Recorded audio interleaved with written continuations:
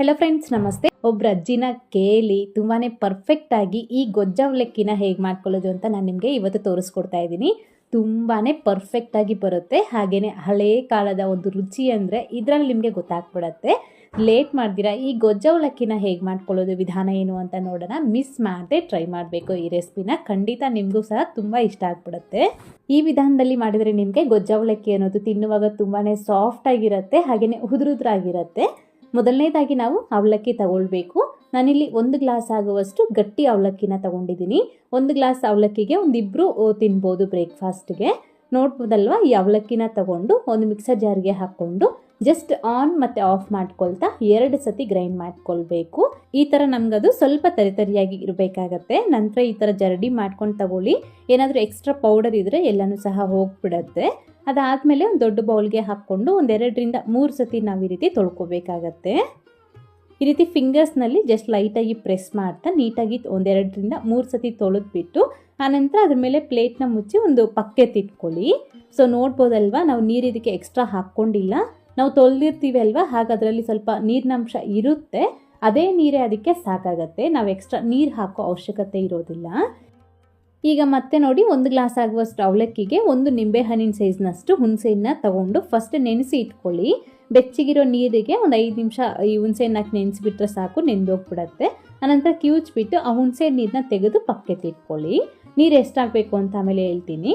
ಈಗ ನೆಕ್ಸ್ಟು ಈ ರೀತಿ ಒಂದು ಚಿಕ್ಕ ಪ್ಯಾನ್ನಲ್ಲಿ 1 ಟೇಬಲ್ ಸ್ಪೂನ್ ಆಗುವಷ್ಟು ಎಳ್ಳಿಗೆ ಈ ರೀತಿ ಚೆನ್ನಾಗಿ ಸ್ವಲ್ಪ ಗರಿ ಆಗೋ ತನಕ ಹುರಿದು ಗ್ಯಾಸ್ ಆಫ್ ಮಾಡಿಕೊಂಡು ಮತ್ತೆ ಇದಕ್ಕೆ 2 ಟೇಬಲ್ ಸ್ಪೂನ್ ಆಗುವಷ್ಟು ಒಣಕೊಬ್ಬರಿ ತುರಿ ಕೂಡ ಸೇರಿಸ್ಕೊಂಡು ಜಸ್ಟ್ ಈ ರೀತಿ ಮಿಕ್ಸ್ ಮಾಡಿಕೊಂಡು ಒಂದು ಮಿಕ್ಸರ್ ಜಾರಿಗೆ ಹಾಕಿ ತರಿಯಾಗಿ ಇದನ್ನ ರುಬ್ಕೊಂಡು ತಗೊಳ್ಳಿ. ಅಥವಾ ನಿಮ್ಮ ಹತ್ರ ಇಷ್ಟು ರುಬ್ಬೋದಕ್ಕೆ ಆಗೋದಿಲ್ಲ ಅನ್ನೋದಾದರೆ ಎಳ್ಳನ್ನ ಸ್ವಲ್ಪ ಕುಟಾಣಿಗೆ ಹಾಕಿ ಕುಟ್ಟಿ ತಗೊಳ್ಬೋದು. ಈ ಕೊಬ್ಬರಿ ತುರಿನ ಹಾಗೆ ಡೈರೆಕ್ಟಾಗಿ ಹಾಕ್ಕೊಳ್ಬೋದು. ಸೊ ನಾನಿಲ್ಲಿ ಸ್ವಲ್ಪ ಈ ರೀತಿ ತರಿಯಾಗಿ ರುಬ್ಬಿ ಎತ್ತಿಟ್ಕೊಂಡಿದ್ದೀನಿ. ಈ ಹುಣಸೆ ನೀರು ಮತ್ತು ಎಳ್ಳು ಮತ್ತು ಕೊಬ್ಬರಿ ಪುಡಿ ರೆಡಿ ಮಾಡುವಷ್ಟರಲ್ಲಿ ನಮಗೆ ಈ ಅವಲಕ್ಕಿ ಕೂಡ ಚೆನ್ನಾಗಿ ನೆಂದೋಗ್ಬಿಟ್ಟಿರುತ್ತೆ. ನೋಡ್ಬೋದು, ನೀರೆಲ್ಲನೂ ಸಹ ಅಬ್ಸರ್ವ್ ಮಾಡಿಕೊಂಡು ನೀಟಾಗಿ ಈ ರೀತಿ ನಮಗೆ ಉದುರುದ್ರಾಗಿದೆ. ಮುಟ್ಟಿದ್ರೆ ನಮಗೆ ಚೆನ್ನಾಗಿ ಸಾಫ್ಟಾಗಿರಬೇಕು. ಈ ಥರ ಅವಲಕ್ಕಿನ ನೆನೆಸ್ಕೊಂಡ್ರೆ ನಮಗೆ ತುಂಬಾ ಚೆನ್ನಾಗಿರುತ್ತೆ. ಈ ಗೊಜ್ಜ ಅವಲಕ್ಕಿ ತಿನ್ನಲಿಕ್ಕೆ ತುಂಬ ಸಾಫ್ಟಾಗಿ ಬರುತ್ತೆ. ನಂತರ ಒಂದು ಕಡಾಯಿನಲ್ಲಿ 1 ಟೇಬಲ್ ಸ್ಪೂನ್ ಆಗುವಷ್ಟು ಎಣ್ಣೆಗೆ ಸ್ವಲ್ಪ ಅರಿಶಿಣದ ಪುಡಿ ಮತ್ತು ಉಪ್ಪನ್ನ ಹಾಕ್ಕೊಂಡು ಇದಕ್ಕೆ ನಾವು ಫಸ್ಟನ್ನೇ ಕಿವುಚಿ ಇಟ್ಕೊಂಡಿರೋ ಈ ಹುಣಸೆ ರಸನ ಹಾಕ್ಕೊಂಡು ಜಸ್ಟ್ 1-2 ನಿಮಿಷ ಚೆನ್ನಾಗಿ ಕುದಿಸ್ಕೊಳ್ಳಿ. ಈ ರೀತಿ 1-2 ನಿಮಿಷಕ್ಕೆ ಸ್ವಲ್ಪ ಗಟ್ಟಿಯಾಗಿ ಆಗುತ್ತೆ. ಆನಂತರ ಇದಕ್ಕೆ 1 ಟೇಬಲ್ ಸ್ಪೂನ್ ಆಗುವಷ್ಟು ಬೆಲ್ಲದ ಪುಡಿನ ಹಾಕಿ ಮತ್ತು ಅದೇ ಥರನೇ 1 ಟೇಬಲ್ ಸ್ಪೂನ್ ಆಗುವಷ್ಟು ಸಾಂಬಾರು ಪುಡಿನ ಹಾಕ್ಕೊಳ್ಳಿ. ಮನೇಲಿ ಮಾಡಿರುವಂತಹ ಸಾಂಬಾರು ಪುಡಿ ಹಾಕ್ಕೊಳ್ಬೇಕು, ಆಗಲೇ ನಮಗೆ ಒಂದು ಒಳ್ಳೆ ರುಚಿ ಬರುತ್ತೆ. ಸಾಂಬಾರು ಪುಡಿ ವಿಡಿಯೋ ನಾನು ಆಲ್ರೆಡಿ ಮಾಡಿದ್ದೀನಿ, ನಮ್ಮ ಚಾನಲ್ನಿದೆ, ಚೆಕ್ ಮಾಡಿ ನೋಡ್ಬೋದು. ಈ ರೀತಿ ಸಾಂಬಾರು ಪುಡಿನ ಹಾಕಿ ಚೆನ್ನಾಗಿ ಮಿಕ್ಸ್ ಮಾಡಿಕೊಂಡು ಅದು ಸ್ವಲ್ಪ ಎಣ್ಣೆ ಬಿಡೋ ತನಕ ಇದನ್ನು ಹಾಗೆ ಬಿಡಬೇಕಾಗತ್ತೆ. ನೋಡಿ, ನಮಗೆ ಹುಣಸೆ ನೀರು ಅನ್ನೋದು ಈ ರೀತಿ ನಮಗೆ ನೋಡಿ ಅದು ಬೆಂದು ಚೆನ್ನಾಗಿ ಎಣ್ಣೆ ಬಿಟ್ಕೊಳ್ಬೇಕು. ಅದೇ ರೀತಿ ಈ ಕನ್ಸಿಸ್ಟೆನ್ಸಿಗೆ ಇರಬೇಕು. ಅಷ್ಟು ನೀರನ್ನ ಹಾಕ್ಕೊಳ್ಬೇಕಾಗತ್ತೆ. ಕರೆಕ್ಟಾಗಿ ಹೇಳಬೇಕು ಅಂತಂದರೆ 1 ಗ್ಲಾಸ್ ಆಗುವಷ್ಟು ಅವಲಕ್ಕಿಗೆ ಅರ್ಧ ಗ್ಲಾಸ್ಗಿಂತ ಸ್ವಲ್ಪ ಕಡಿಮೆ ಪ್ರಮಾಣದಲ್ಲಿ ನಾವು ಈ ಹುಣಸೆ ನೀರನ್ನ ತಗೊಳ್ಬೇಕಾಗತ್ತೆ.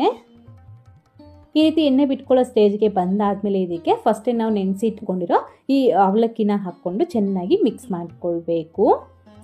ನೋಡಿ, ನಮಗೆ ಈಗಲೇ ನಮಗೆ ಡ್ರೈ ಆಗಿ ಇರಬಾರ್ದು. ಈ ಥರ ನಮಗೆ ಸ್ವಲ್ಪ ಸಾಫ್ಟಾಗೆ ಇರಬೇಕಾಗತ್ತೆ. ಆಗಲೇ ನಮಗೆ ಗೊಜ್ಜ ಅವಲಕ್ಕಿ ತುಂಬ ಚೆನ್ನಾಗಿ ಬರುತ್ತೆ. ಈ ಥರ ನಮಗೆ ಸ್ವಲ್ಪ ಮುದ್ದೆ ರೀತಿ ಇರಬೇಕು.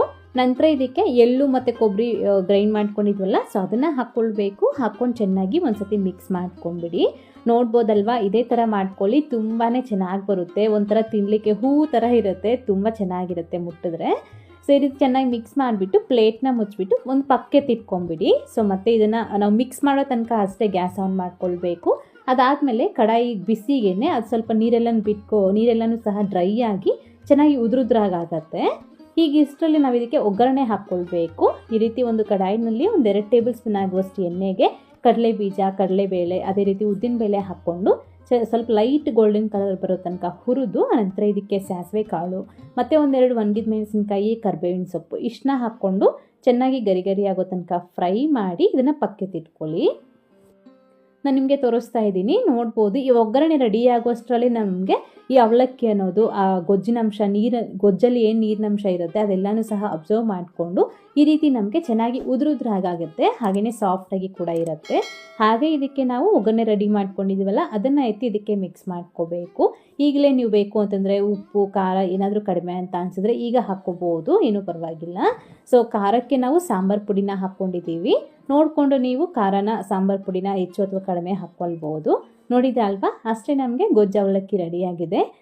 ಈ ಗೊಜ್ಜು ಅವಲಕ್ಕಿಗೆ ಮೇಯ್ನಾಗಿ ನಾವು ಹುಣಸೆಹಣ್ಣು ಮತ್ತು ಬೆಲ್ಲ, ಅದೇ ರೀತಿ ಸಾಂಬಾರು ಪುಡಿ, ಇವು 3 ಕರೆಕ್ಟಾಗಿ ಹಾಕ್ಕೊಬಿಟ್ರೆ ಒಂದು ಒಳ್ಳೆ ರುಚಿಯಾಗಿ ನಮಗೆ ಗೊಜ್ಜು ಅವಲಕ್ಕಿ ಅಂತೂ ರೆಡಿ ಆಗಿಬಿಡುತ್ತೆ. ಇದನ್ನು ನೀವು ಪ್ರಸಾದಕ್ಕಾಗಿ ಅಥವಾ ಉಪವಾಸ ಇದ್ದಾಗ ತಿನ್ನೋದಕ್ಕಾಗಲಿ ಅಥವಾ ಬ್ರೇಕ್ಫಾಸ್ಟ್ಗಾಗಲಿ ಅಥವಾ ಸಂಜೆ ಟೈಮ್ ಸ್ನ್ಯಾಕ್ಸ್ಗಾಗಲಿ ಯಾವಾಗ ಬೇಕೋ ಆವಾಗ ತುಂಬ ಕ್ವಿಕ್ಕಾಗಿ ಮಾಡ್ಕೊಳ್ಬೋದು.